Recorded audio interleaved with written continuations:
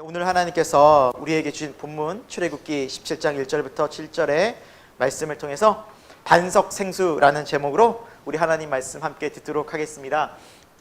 설교 목적을 함께 여러분과 먼저 나누도록 하겠습니다. 오늘의 설교 목적은 크게 세 가지입니다. 첫 번째, 우리가 출애굽기를 함께 보고 있는데, 출애굽기는 상징적인 의미, 구원과 우리가 어떻게 신앙생활을 해야 하는지, 또 우리가 교회 생활이 어떤 곳인지, 또 예수 그리스도가 누군지, 구원이 어떤 의미가 있는지 우리가 이 출애굽기를 통해서 살펴보고 있습니다.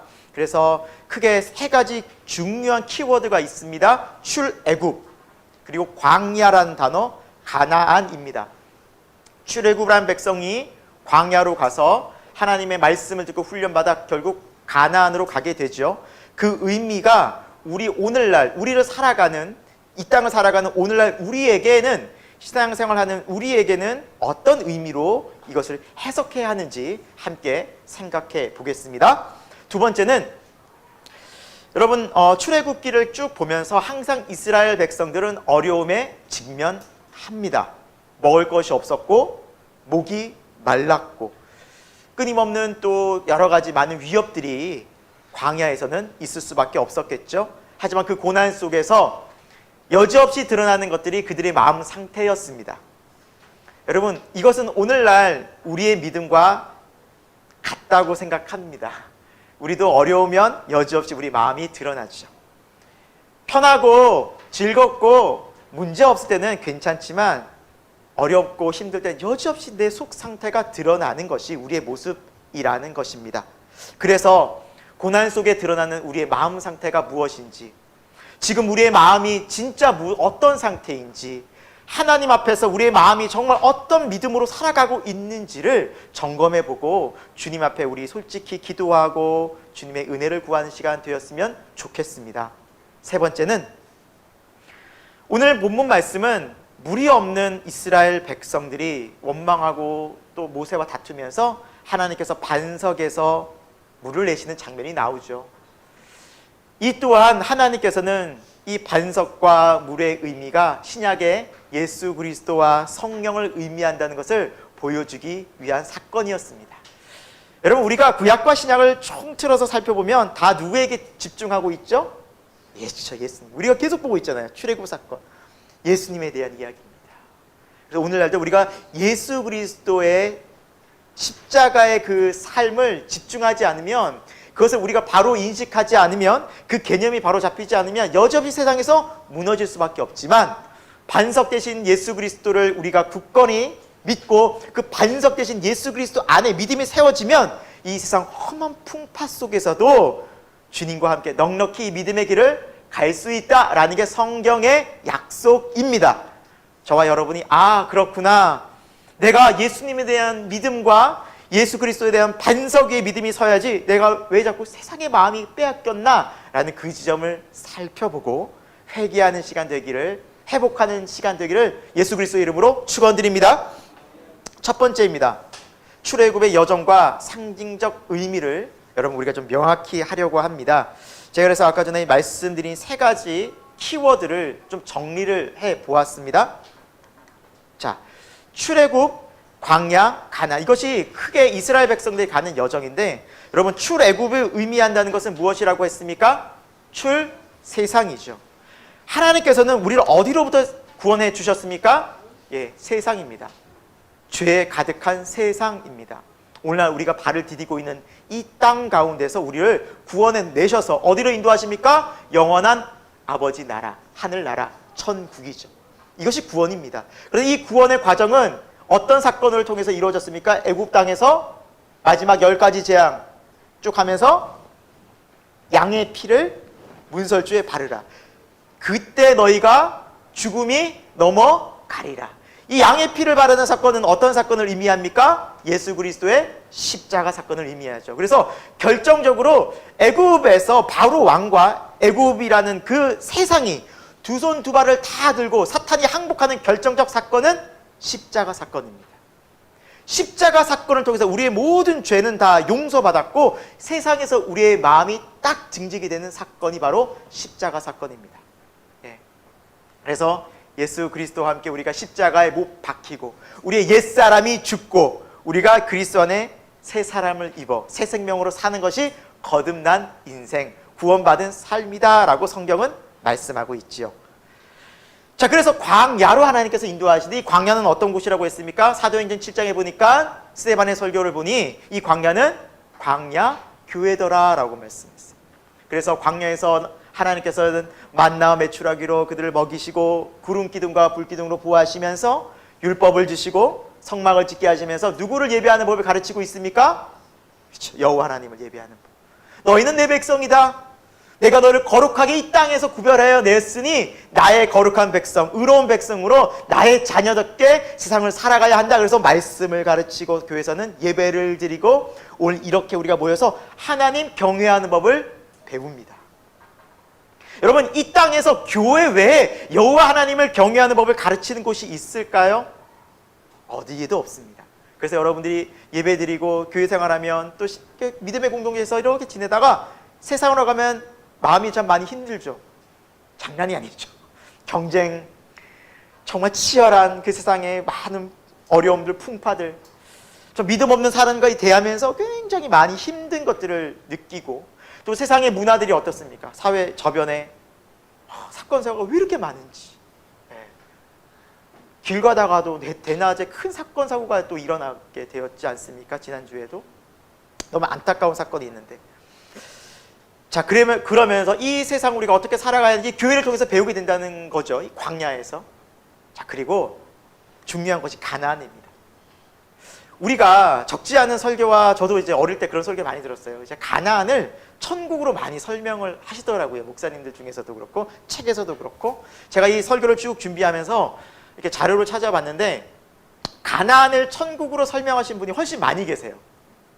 근데 제가 가나안을 천국으로 이해하고 저도 이렇게 설교를 하려고 준비를 해가면서 이해하려고 하는데 도무지 해석이 안 돼요. 왜 해석이 안 되느냐? 자, 여러분, 이스라엘 백성이 가나안 땅에 들어갑니까? 못 들어갑니까? 들어가죠. 여호수아 장군을 통해서 가나안 땅을 정복합니다. 그것이 여호수아서이죠. 그렇죠?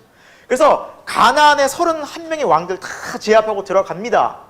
싸움에서 들어갑니다. 그 다음 여호수아서 다음에 무슨 성경이 나오죠? 사사기가 나오죠. 여러분, 갑자기 우리가 헷갈렸죠.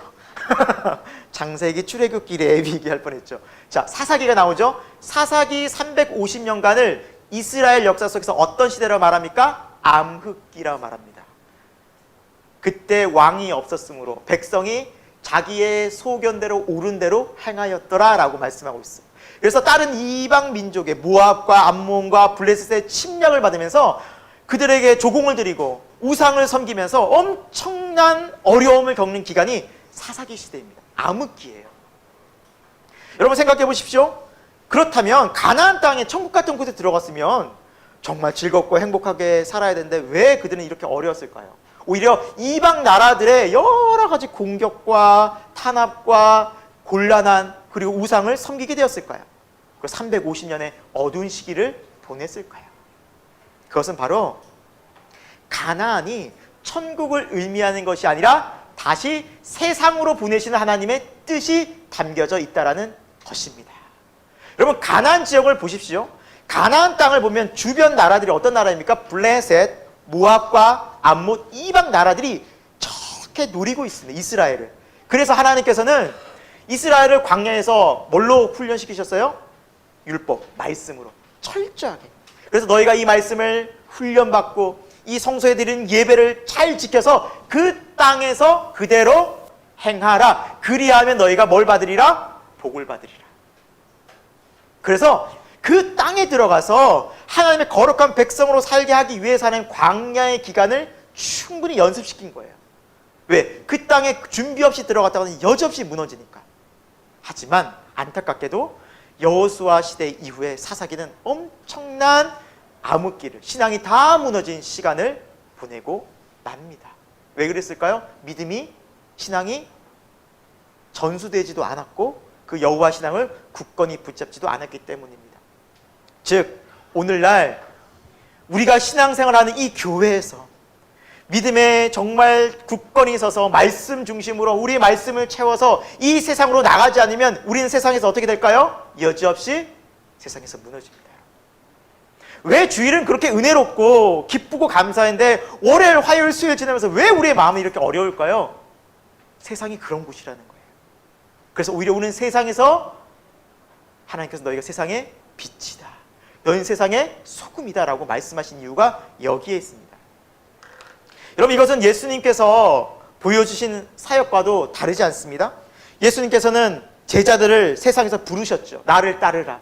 3년 반동 공생애 동안 제자들을 훈련시키셨어요. 천국 백성으로 훈련시키셨어요. 그리고 그들을 다시 어디로 보내셨어요? 네, 그렇죠. 세상으로. 내가 너희를 세상에 보낸다. 그런데 그 세상이 마치 양들을 이리 가운데 보내는 것과 같구나. 그래서 너희는 뱀처럼 지혜롭고 비둘기같이 순결하여 믿음을 지키라. 가라. 그리고 이 세상 모든 족속에게 이 복음을 전하여 아버지와 아들과 성령의 이름으로 세례를 베풀어 주라. 너희는 성령이 충만을 받고 예루살렘과 온 유대와 사마리아 땅끝까지 이르라. 여러분, 다 성경이 교회를 통해서 다시 세상으로 보내는 그 모습이 나와 있어요. 즉, 이 가나안 땅은 세상에 악이 가득한 주변에 예수님을 모르는, 하나님을 모르는 세상의 그런 곳으로 하나님의 백성이 가는 그 세상을 의미합니다. 여러분, 좀 정리가 되십니까? 어쩌면 지금까지 듣던 말이 아닌데 굉장히 좀 혼란스러울 수도 있어요. 하지만 성경을 우리가 바르게 해석하지 않으면 굉장히 큰 어려움이, 곤란이 찾아오기도 합니다. 그 중에 하나가 대표적인 게 뭐냐면, 가나안을 천국으로 얘기하면 모세는 천국 갔어요? 못 갔어요? 못 갔어요. 아론은 천국 갔어요? 못 갔어요? 못 간 거예요. 왜? 가기 전에 죽었거든요. 그렇잖아요. 가나안에 못 밟고 죽었어요. 그럼 모세도 천국 못 가네요? 이렇게 돼버린다니까. 이 천국에 대한 의미를 정확하게 구약에 나온 본문이, 혹시 여러분 기록해 놨다가 찾아보셔도 좋습니다. 이사야서 65장 17절 이하부터 쭉 본문. 이사야서 65장 17절 이하부터 보면, 내가 이사야 선지자를 통해서 내가 새 하늘과 새 땅을 너에게 허락할 것이다. 이전 것은 기억되지 않을 것이다. 완전한 새 것이 너에게 임할 것이다. 새로운 것. 그리고 여러분 옛날에 찬송가 많이 불렀죠. 어릴 때 독사굴에 어린이가 손 놓고 장난쳐도 물지 않는, 그게 여기 나와요. 이 말씀이 사랑과 평화와 완전한 자유함, 그 땅이 올 것이다. 이게 뭐예요? 예, 새하늘과 새 땅. 요한계시록 21장이 새하늘과 새 땅이에요. 이게 이사야서 65장이 그대로 나와요. 정말 천국은 새하늘과 새 땅이에요, 여러분. 그래서 여러분, 이 땅 가운데 우리가 이 출애굽기를 통해서 어떤 마음을 가져야겠습니까? 하나님의 말씀을 들은 우리가 이제 정작 믿음으로 살아야 될 곳은 어디입니까?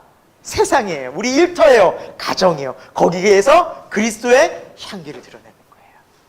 거기서 우리가 믿음의 삶을, 열매를 드러내는 거예요. 저와 여러분에게 이 개념이 잘 잡혀져서 정말 이 출애굽기를 통해서 여러분이 신앙이 굳건히 세워지길 축원드립니다. 자, 오늘 우리가 본문 말씀을 이렇게 보면서 출애굽기에 대한 해석을 가장 좀 선명하게 구체적으로 한 곳이 고린도전서 10장 1절부터 6절인데요. 자, 4절부터 6절까지의 말씀을 저와 여러분이 한번 읽고, 오늘 본문이 이런 뜻이구나 라는 것을 좀 한번 스케치하며 나가도록 하겠습니다. 같이 읽습니다. 시작. 다 같은 신령한 음료를 마셨으니 이는 그들을 따르는 신령한 반석으로부터 마셨음에 그 반석은 곧 그리스도시라. 그러나 그들의 다수를 하나님이 기뻐하지 아니하셨으므로 그들이 광야에서 멸망을 받았느니라. 이러한 일은 우리의 본보기가 되어 우리로 하여금 그들이 악을 즐겨한 것 같이 즐겨하는 자가 되지 않게 하려 함이니 라고 말씀하고 있죠. 4절에 보니까, 자, 오늘 반석에서 생수를 내시는데 이 반석이 누구를 의미한다고 성경은 말씀합니까? 그렇죠. 예수 그리스도. 이미 구약부터 예수님이 다 이렇게 설명되고 예표하고 있다라는 겁니다. 여러분, 반석은 무엇을 의미합니까? 큰 바위산이거든요. 견고함, 안전함을 얘기해요. 그러니까 예수 그리스도가 우리의 안전한 곳이라는 거예요. 우리 영혼이 안전한 곳이, 영원히 안전한 곳이 예수 그리스도라는 거예요. 그래서 일부러 반석에서 생수를 내신 거예요. 땅에서 생수 얼마든 낼 수 있잖아요. 그렇잖아요. 그리고 푸른 물과 맑은 시냇 물가로 인도하실 수 있잖아요. 근데 왜 굳이 반석에서 물을 내셨을까? 예수 그리스도를 상징적으로 보여주시기 위해서 그 리비딤이라는 곳으로 여호와께서는 인도하신 겁니다. 인도하신 겁니다.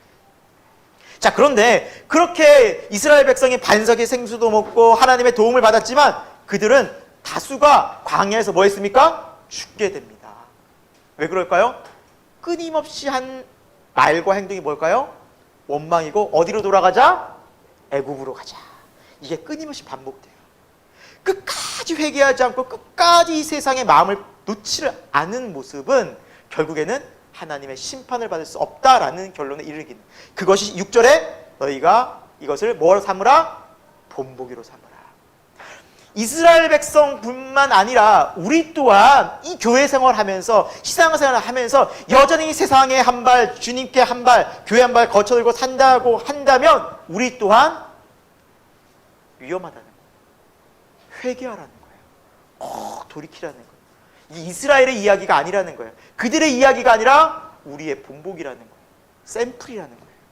사랑하는 여러분, 오늘 이 시간을 통해서 우리가 반석 되신 예수 그리스도를 정말 다시 한번, 와, 예수님 너무 중요하구나. 중요한 건 알았지만 이토록 중요한지 몰랐구나. 예수님 없으면 내 인생은, 내 삶은, 내 영혼은 영원히 멸망하는구나 라는 그런 간절한 믿음의 고백이 심령 깊은 곳에서 울려나오기를 축원드립니다. 여러분, 이스라엘 백성이 틈만 나면 애굽으로 돌아가자 그랬잖아요. 이 애굽이 어디를 의미한다 그랬죠? 세상이에요. 성경은 세상에 대해서 이렇게 강력하게 권면하고 있어요. 우리 요한일서 2장 15, 16절 같이 읽습니다. 시작. 이 세상이나 세상에 있는 것들을 사랑하지 말라. 누구든지 세상을 사랑하면 이는 세상에 있는 모든 것이 육신의 정욕과 안목의 정욕과 자랑이니 다 아버지께로부터 온 것이 아니요 세상으로부터 온 것이라. 아멘. 여러분, 이 세상에 있는 것들을 사랑하지 말래요. 이 16절 너무 명확하게 말하고 있어요. 세상에 있는 모든 것이래요. 예외 없는 모든 것이. 하늘로부터 오지 않은 이 땅에 있는 모든 것이 육신의 정욕, 안목의 정욕, 이생의 자랑이니 위로부터, 아버지께로부터 온 것이 아무것도 없다라는 거예요. 왜 그럴까요? 타락한 이 세상은 인간이 죄를 짓고 계속 죄가 가득하고 그 뒤에 공중 권세 잡은 자 사탄이 이 세상의 권세를 가지고 온 땅의 사람들을 이 세상으로 계속해서 아버지의 사랑, 아버지의 마음을 볼 수 없게 만드는 거예요. 십자가를 다 가려버려요. 그래서 우리가 등져야 될 것이 정말 세상입니다. 여러분, 소돔과 고모라가 멸망당할 때 하나님께서는 천사를 보내셨죠. 그렇죠? 그리고 아브라함의 조카 롯을 구하기 위해서 천사가 가서 구원해 줄 때 권면한 게 있어요. 하나님께서 이 성을 멸망시킬 텐데 너희가 나올 때 어디를 돌아보지 마라? 그쵸, 뒤에 뭐가 있는데요? 세상, 소돔과 고모라 돌아보지. 돌아보는 날에는 어떻게 되리라? 좀 다칠 것이다? 아니에요. 좀 다치는 정도가 아니에요. 죽는다 그랬어요. 죽는다. 근데 롯의 아내가 어떻게 됐어요? 돌아보다가 죽었어요. 땅이 좀 있었나 봐요. 땅이 좀 있었나, 보석이 좀 있었나 봐요. 그 마음 빼앗겼어요. 마음 빼앗겼어요. 이것은 우리들에게 귀한 교훈입니다. 우리가 오늘 말씀을 통해서 여러분 우리가 좀 생각해 볼 거예요. 깊이. 우리가 세상에 얼마나 마음 빼앗기기 쉽고, 그런데 그 세상이 얼마나 위험한 곳인가, 우리가 얼마나 믿음을 지켜야 하는 것인가 라는 것, 성경이 얼마나 강조하는가 라는 것을 볼 거예요.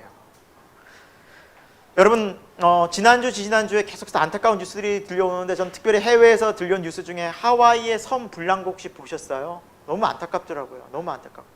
제가 꼭 가보고 싶은 곳 중에 하나였는데 언젠가는 갈 수 있지 않을까 생각한 곳이었는데 너무 아름답더라고요. 그 타기 전에 사진을 보고 영상을 보니까 정말 아름다워요. 정말 아름답고 온 세상 사람들이 다 가고 싶어하는 휴양지죠. 근데 그 모든 사람들이 가고 싶어하는 그 곳에, 노년에 이곳에 가서 쉬면 좋겠다라고 하는 그곳에 불이 나서 80%가 산이며 마을이면 다 초토화가 돼버렸어요. 지구 온난화 그런 영향도 있지만 저는 그걸 보면서 그걸 느꼈어요. 세상에 우리가 가장 안전하다고 느끼는 그곳이 이렇게 될 수 있다면 어느 곳이 안전할까? 우리가 정말 노년에 쉬고 싶고 안전하게 편안하게 휴양하고 싶은 그곳이 잿더미가 되어져 버리는, 이걸 보면서 하나님이 저에게 말씀하시는 것 같았어요. 세상 어디도 안전하지 않단다. 이 세상 너희가 쉴 곳 없단다. 마음 빼앗기지 말아라. 사랑하는 여러분, 그렇지 않습니까? 우리가 이 땅 가운데서 자꾸 마음 쉬고 싶고 누리고 싶고 거기 안주하고 싶고 이거 있으면 정말 행복할 텐데, 이거 더 누리면 내 마음이 더 편안하고 좋을 텐데, 아니에요. 속지 말아야만 합니다. 그것이 세상입니다. 출애굽한 이스라엘 백성들은 다시 세상으로 돌아갈 수 없었습니다. 홍해가 덮여 있었습니다. 다시 홍해 바다를 가를 수 없었거든요. 출세상한 주님의 백성들은 다시 세상으로 가서는 안 됩니다. 세상으로 가는 마음을 어떻게 해야 될까요? 네, 십자가에서 못 박아야 됩니다. 그것이 성도의 삶이기 때문에, 그러지 않고는 우리는 이 세상 이길 수 없습니다. 두 번째, 오늘 말씀을 통해 살펴볼 것은 고난 속에서 우리의 마음의 상태가 여실히 드러나게 됩니다. 이스라엘 백성은 지금 물이 없어서 굉장히 큰 고난에 빠집니다. 여러분 참 그래요. 물이 없다고 저 정도까지 할 수 있겠나? 근데 물이 없는데 예를 들어 어른들이 좀 참을 수는 있을 것 같은데, 오늘 말씀을 보니까 가족들이에요. 가족들엔 누구도 있죠? 어린아이도 있어요.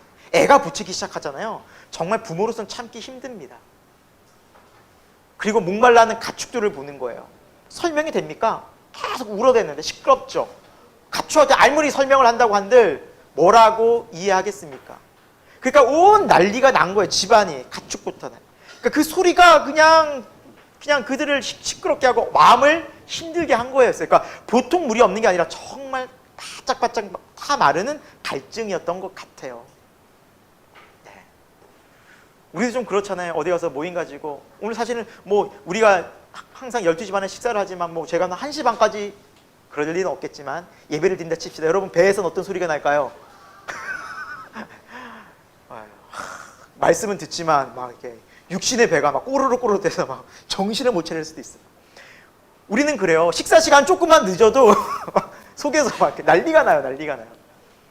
목이 말라 애타는 그들이 하나님을 향해 원성을 높이는 건 이해는 돼요. 하지만 그들의 마음이 어디에 있었느냐가 중요해요. 자, 오늘 2절과 3절 같이 한번 말씀 보겠습니다. 그들의 상태에, 마음의 상태가 나오죠. 읽습니다. 시작. 백성이 모세와 다투어 이르되 우리에게 물을 주어 마시게 하라. 모세가 그들에게 이르되 너희가 어찌하여 나와 다투느냐? 너희가 어찌하여 여호와를 시험하느냐?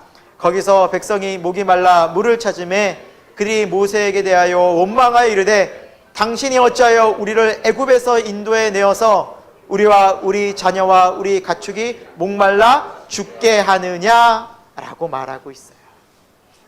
자, 목이 말라 너무너무 힘든 상황인 건 분명해요. 그런데 이들의 입술을 통해서 이들의 마음에서 터져나오는 태도가 무엇이었습니까? 원망이었죠.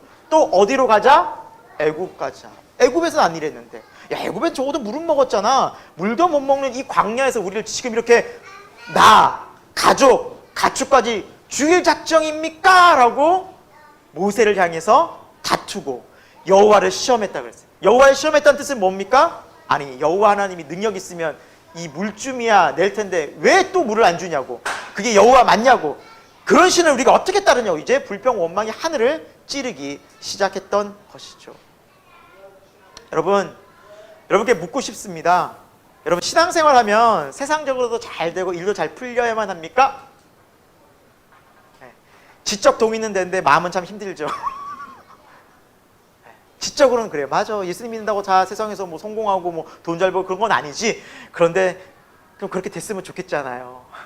그렇게 안 되면 좀 서운하기도 하고, 하나님 저 왜 이렇게 힘들어요? 왜 이렇게 곤란해요? 왜 이렇게 물질적으로 저 이렇게 쪼세요?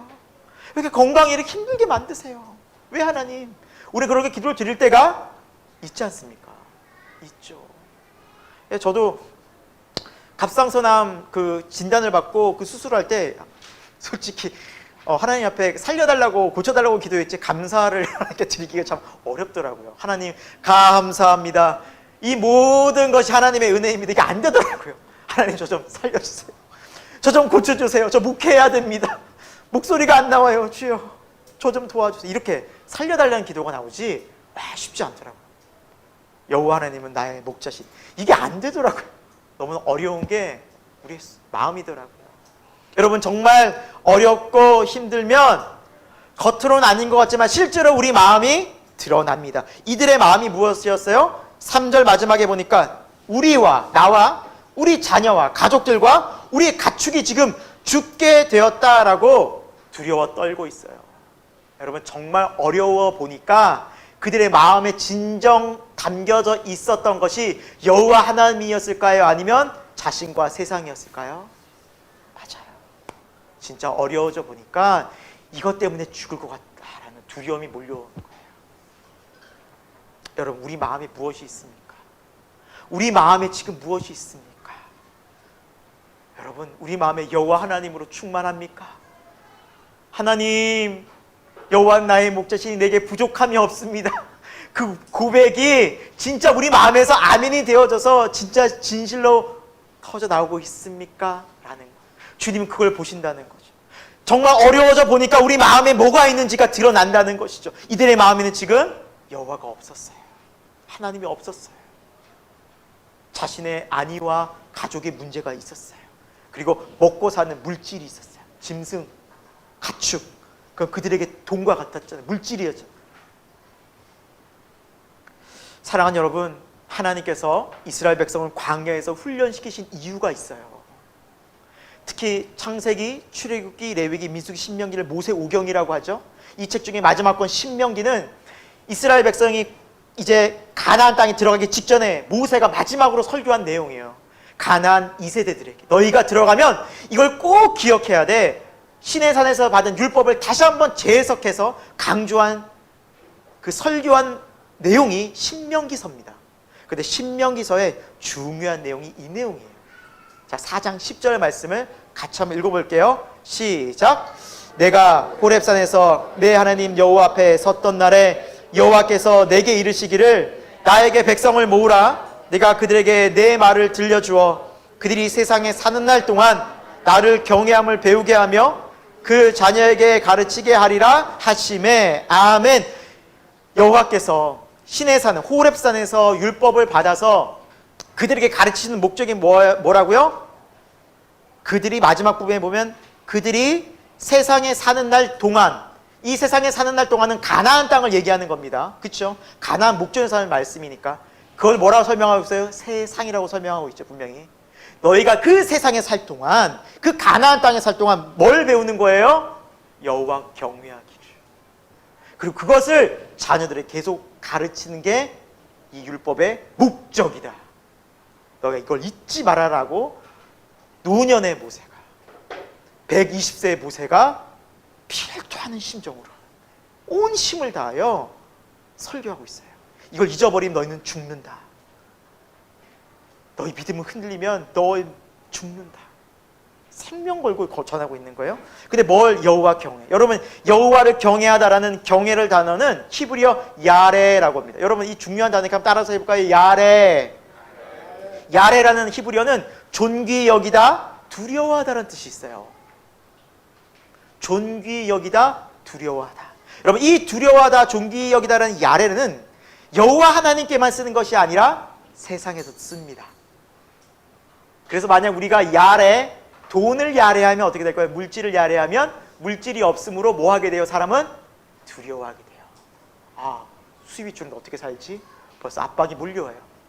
내가 건강을 야레하면 건강이 두려워지고 건강을 존귀 여기게 되면, 건강을 잃게 되면 무슨 마음이 찾아올까요? 두려워지는 거예요. 내 마음이. 내 마음이 가족을 야레하고 있어요. 가족을 존귀 여기고 가족을 정말 두려워하고 있어요. 그러면 가족에 문제가 생기면 내 마음에 덜컥 무슨 게 찾아올까요? 두려움이 확 물려. 어떻게 살지? 어떻게 살지? 막 너무 힘든 거예요, 마음이. 여러분 세상을 야레하는 순간 세상이 나를 두렵게 하는 거예요. 그러나 이 야레가 여호와 하나님께, 여호와를 두려워하게 되면 어떤 일이 벌어질까요? 여호와 하나님의 마음이 내게 안 느껴질 때 여호와 하나님, 제가 주님의 마음을 느낄 수가 없습니다 라고 하나님을 두려워하며 하나님을 생각하게 되는 마음이 이 야레예요. 또한 그러니까 여러분, 우리가 이 세상에서 여호와 하나님을 두려워하든지 세상을 두려워하든지, 여호와 하나님을 야래하든지 아니면 세상을 야래하든지 돼 있어요. 두 개 동시에 야래할 수 없어요. 여호와를 존귀 여기고 두려워하는 사람은 세상이 두렵지 않거든요. 그 대표적 사람이 다윗이었잖아요. 골리앗 앞에 선 다윗. 너는 창과 단창으로 활로 내게 나오지만 나는 내가 무시하는 만군의 여호와 이름으로 내게 가노라. 두려움 없이 나갔잖아요. 그러나 그 상황 속에서 이스라엘 백성들은 누구를 야래했어요? 골리앗, 세상을 야래했어요. 두려워한 거예요. 그러니까 못 나가고 여호와는 저 뒤로 가 있었어요. 우리도 마찬가지입니다. 우리의 마음이 누구를 야래하는가, 누구를 경외하는가에 따라서 우리의 마음은 흔들리고 바뀐다는 것이죠. 사랑하는 여러분, 오늘 어려우니까 그들의 마음속엔 누구를 정말 두려워하고 산다는 걸 알 수 있어요? 세상이죠. 여지없이 들어. 나, 우리 가족, 가축이 제일 중요한 거예요. 여호와? 아니. 여러분, 고난이 다가오면, 어려움이 다가오면 우리 마음에 무엇이 있는지 다 드러나더라고요. 하나님은 그래서 고난을 사용하십니다. 너희 마음에 무엇이 있느냐? 너희 마음에 내가 있느냐? 세상이 있느냐? 하나님 우리를 살펴보십니다. 예수님은 누구십니까? 우리 삶의 주인 되시어야만 합니다. 주와 그리스도 구원자이십니다. 여러분, 주님의 주권을 말로만 인정한다고 해서 여호와 하나님 믿지 않습니다. 다 하셔요. 그래서 우리가 회개가 필요한 거예요. 내 마음이 들켰을 때, 들키는 게 은혜예요. 내가 세상으로 가 있었구나.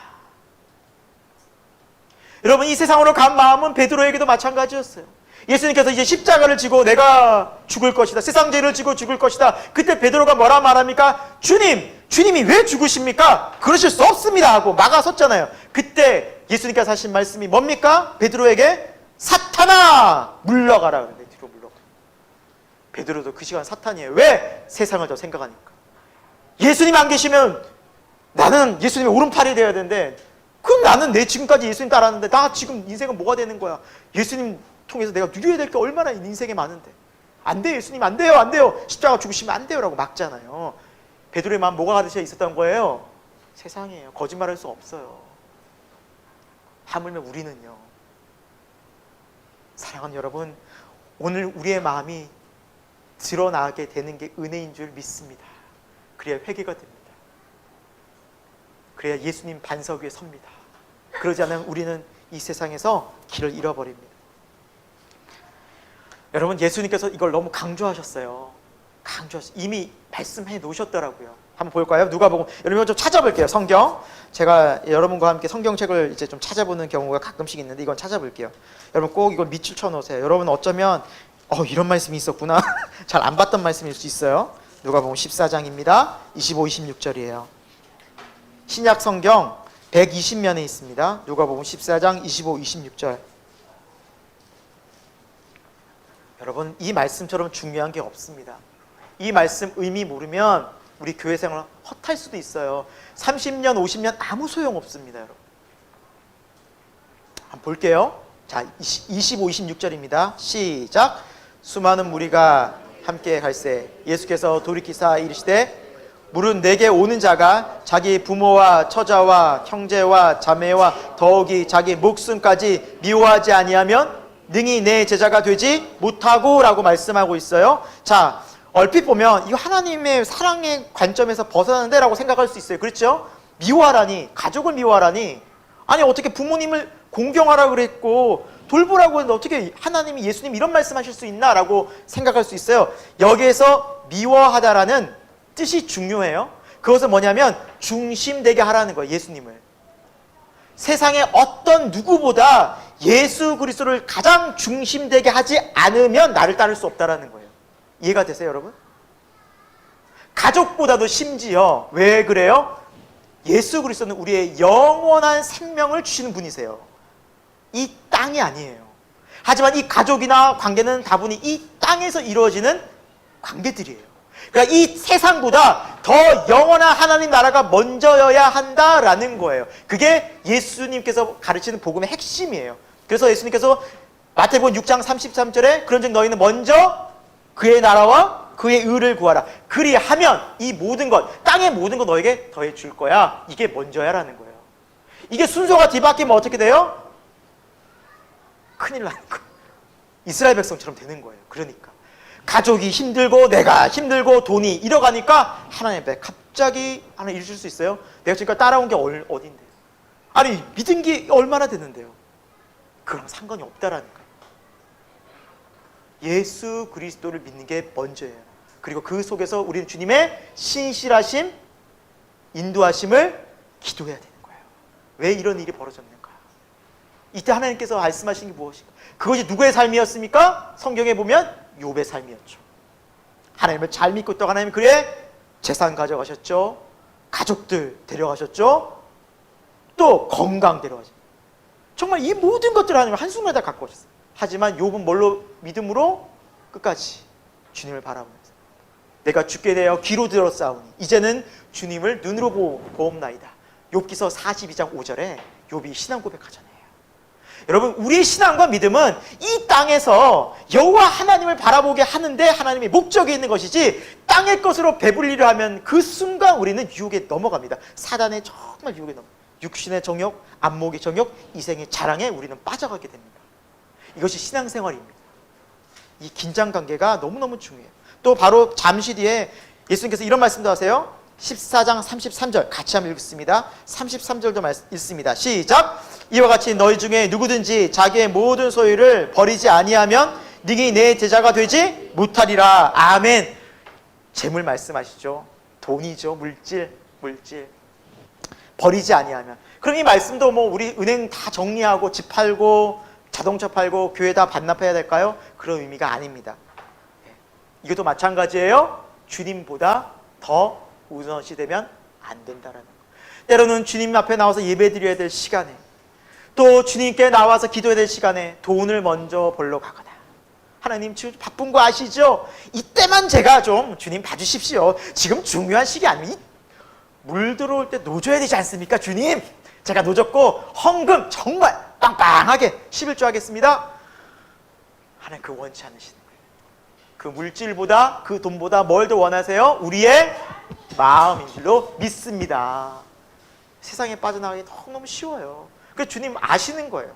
우리가 얼마나 돈에 마음 빼앗겨져 가는지, 세상에 가족에게 마음 쓰고 있는지, 그리고 친구들과 또 관계들과 또 나의 만족과 그것보다 때로는 뭐 세상 어떤 것보다 그게 더 소중할 때가 많잖아요. 주님 기억도 안 날 때가 많잖아요.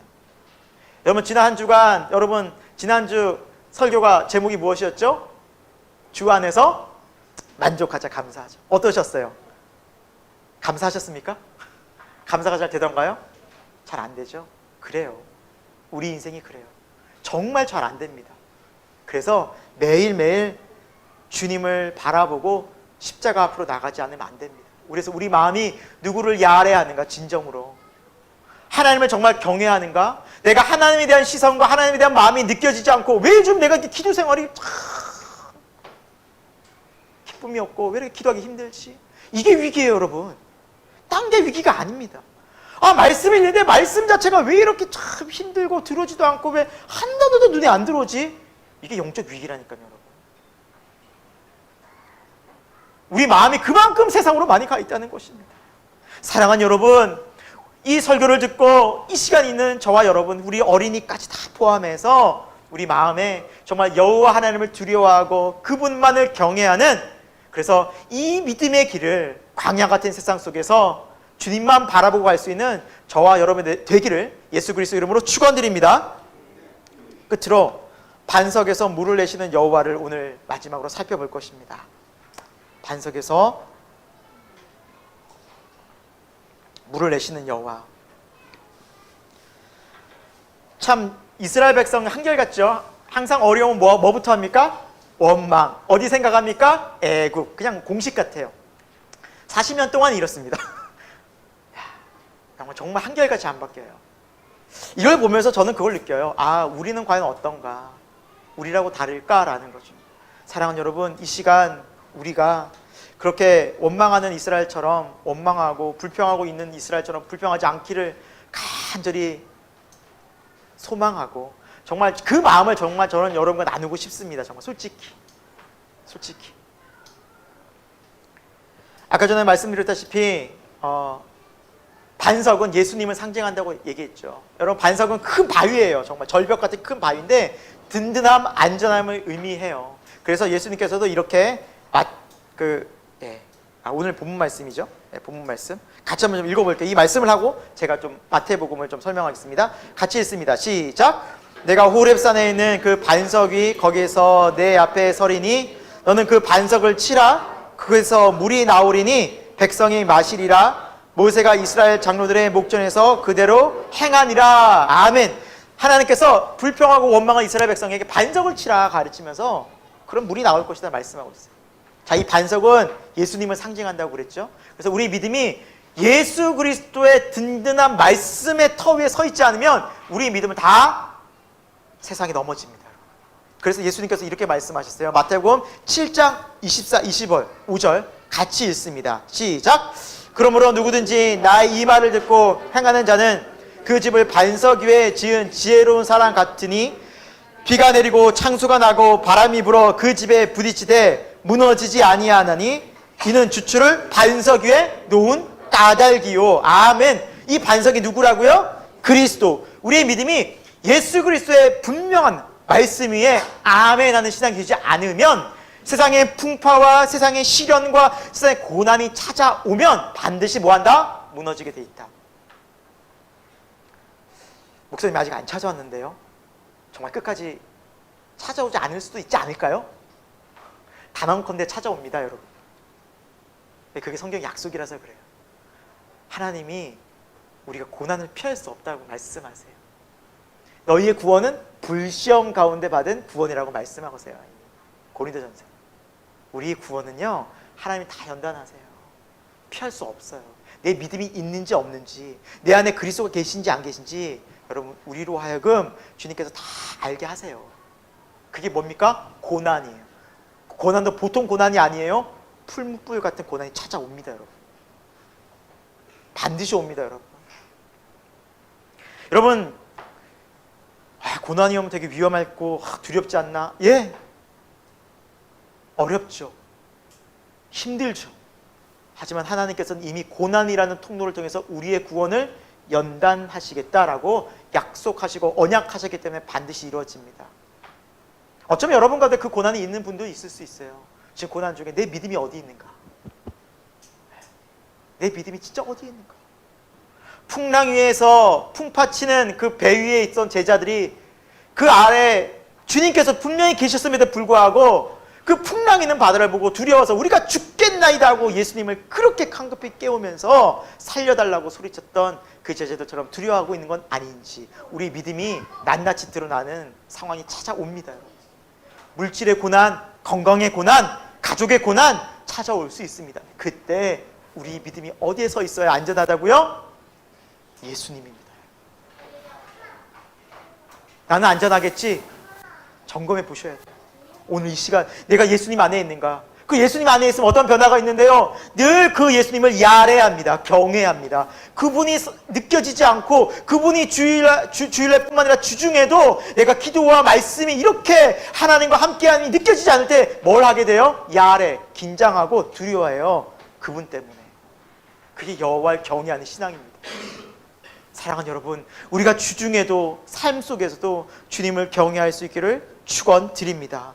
예수님만이 든든한 반석이 되세요. 그런데 오늘 말씀을 보니까 그 반석을 치라라고 말씀하고 있어요. 모세에게. 반석을 왜 치라고 하셨을까요? 여러분, 이 이유 때문에 그래요. 이사야 53장 4절에서 6절의 말씀에 보면 예수님께서 우리를 구원하신 장면이 나와요. 그런데 예수님께서 우리를 구원하신 것은, 방법은 우리의 모든 질병과 고통, 그리고 우리가 당해야 될 징벌, 심판, 우리 대신 다 지시고 예수님이 죽으셨기 때문에, 예수님이 대신 십자가에서 매를 맞으셨기 때문에 우리가 나음을 입은 것이지 그냥 쉽게 얻어진 구원이 절대 아니라는 겁니다. 그래서 우리가 이 얻은 구원은 예수님의 십자가의 그 보혈의 십자가 희생과 맞바꾼 거예요. 그 은혜를 우리가 모르고서는 구원의 깊이를 모르는 겁니다. 우리 이 말씀 같이 한번 읽어볼게요. 시작. 그는 실로 우리의 질고를 지고 우리의 슬픔을 당하였거늘 우리는 생각하기를 그는 징벌을 받아 하나님께 맞으며 고난을 당한다 하였노라. 그가 찔림은 우리의 허물 때문이요 그가 상함은 우리의 죄악 때문이라. 그가 징계를 받음으로 우리는 평화를 누리고 그가 채찍에 맞음으로 우리는 나음을 받았도다. 우리는 다 양 같아서 그릇 행하여 각기 제 길로 갔거늘 여호와께서는 우리 모두의 죄악을 그에게 담당시키셨도다. 아멘. 장차 오실 메시아, 이 말씀은 예수님 오시기 700년 전에 이사야를 통해서 하신 예언이죠. 이 메시아는, 너희를 구원하는 이 예수 그리스도는 우리 대신해서 상하시고 찔리시고 너희를 살리시려고 모진 고통과 저주와 모욕을 당하신 분이시다. 그것을 너희가 받아야 할 그 저주를 예수님이 다 받으셨기에 하나님으로부터 우리가 그 죄에서 자유하게 된 것이고 심판이 비껴간 것이고 하나님의 자녀가 되었다는 것. 사랑하는 여러분, 십자가의 은혜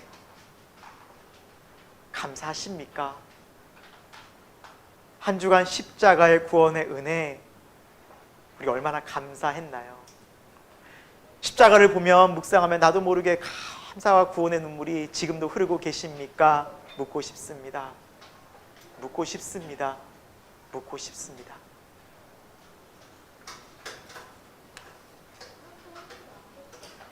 피 묻은 십자가를 통하지 않고는 우리가 구원을 얻을 수 없었고, 예수님의 저주의 그 십자가가 없이는 우리가 하나님을 아버지라 부를 수도 없었고, 우리는 늘 세상에서 눈물을 흘리며 아파하며 그냥 죽을 날만 손꼽아 기다리는 처참한 비참한 인생이었습니다. 하지만 십자가에서 나를 위해 달려 죽으신 예수님이 그 처참함을 다 당하셨습니다. 하나님은 공의의 하나님이십니다. 우리의 죄를 용서하시되 그냥 용서하시지 않습니다. 죄의 삭은 사망이다라고 하나님이 선포해 놓으셨습니다. 그래서 그 사망을 예수님이 그대로 당하신 것뿐입니다. 그냥 용서를 받은 것이 아니기 때문입니다. 사랑하는 새생명교회 교우 여러분, 우리가 죄인에서 의인이 되었고 모든 죄에서 자유하게 되었고 하나님이 두려운 분이 아니라 이제 화목하여 아버지라 부를 수 있고 영생을 누리게 되었다면, 지금 우리가 십자가에 의해서 죄값이 다 지불되신 예수 그리스도의 은혜의 공로 때문인 줄로 믿습니다. 그래서 예수님께서 말씀하십니다. 성찬식을 거행하여 이것을 행하여 너희가 나를 기념하라. 나를 잊지 말아라. 이 포도주를 마실 때마다 내 언약의 피를 기억하여라. 내가 너를 위해서 십자가에서 모든 피를 흘렸느니라. 이 떡을 뗄 때마다 내가 찢긴 살과 내가 너희를 위해 찢긴 몸을 기억하여라. 내가 너희를 위해서 내 생명을 버렸다. 내가 너희 이토록 사랑한다. 내가 너희를 저주의 지옥에서 하나님의 불같은 심판에서 건져냈다. 여러분, 그 십자가는 우리가 하나님의 심판을 받아야 죽어야 될 자리였던 것입니다. 성령님께서 임하시면 우리가 그것을 처절하게 느끼게 되고 감사하게 되고 고백하게 됩니다. 사랑하는 여러분, 십자가의 은혜 없이 하나님을 예배할 수 없음을 기억하시기 바랍니다. 우리가 이제 출애굽기에서 성막에 대해서 살펴볼 거예요. 성막은 다 예수님께로 연결이 되어 있어요. 성막의 마지막 장소는 지성소예요. 지성소에는 누가 임재하고 계시죠? 여호와 하나님. 1년에 딱 한 번 대제사장이 딱 그곳에 갑니다. 딱 한 번. 함부로 갈 수도 없었어요. 대제사장이 죄가 있는 상황 가운데 가잖아요. 대제사장은요 그곳에서 죽었어요. 그래서 대제사장이 그곳에 들어갈 때는 옷술에 방울이 있고요, 다 몸에 뭘 감냐면 줄을 감아요. 그래서 술 소리가 안 들리잖아요. 끌어내요. 왜? 죽어서. 그분이 여호와예요, 여러분. 죄 있는 인간이 감히 범접할 수 없는 곳이 여호와의 만남이에요. 그분이 임재예요.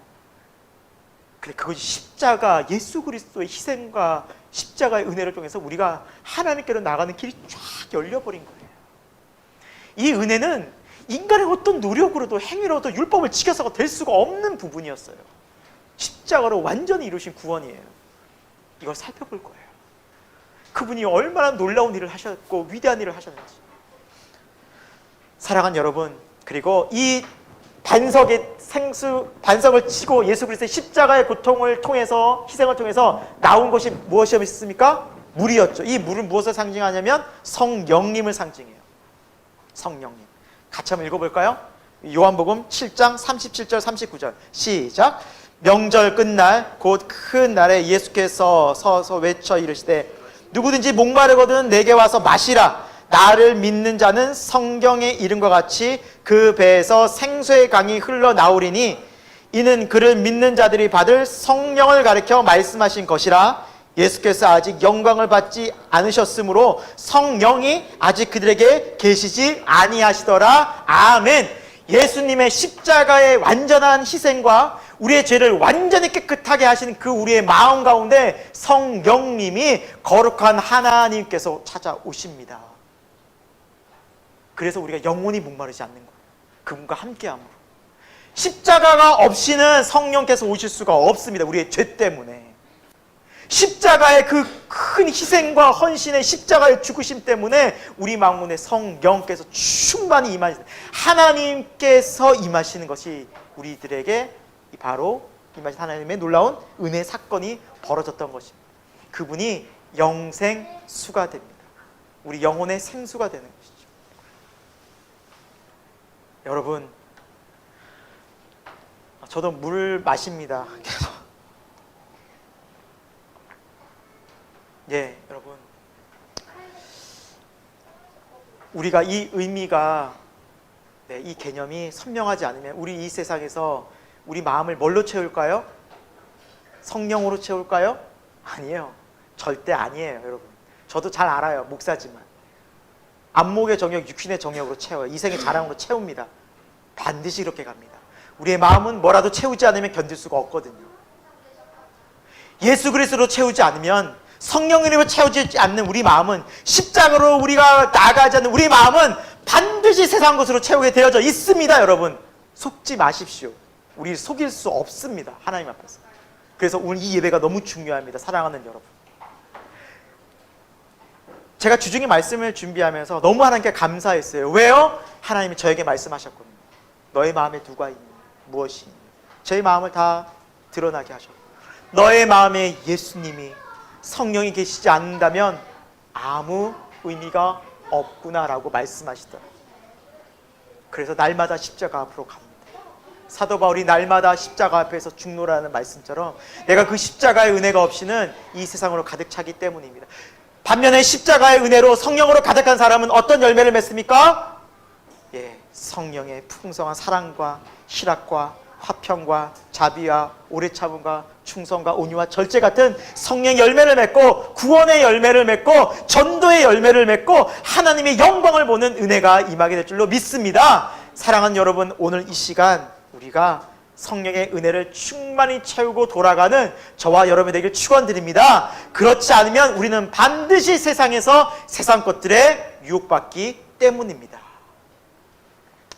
여러분, 시편 78편 이 말씀을 읽고 마칠 텐데요, 하나님의 자비하심과 은혜가 얼마나 놀라운지가 나와 있어요.